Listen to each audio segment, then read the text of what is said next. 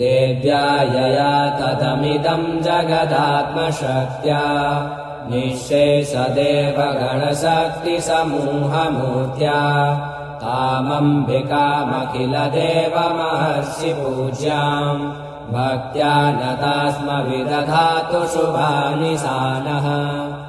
या श्री स्वयं सुकृतिनां भवने स्वलक्ष्मी पापात्मनां कृतधियां हृदयेषु बुद्धिः सदा सतां कुलजनप्रभवस्य लज्जा त्वां नतास्म परिपालय देवि विश्वम्।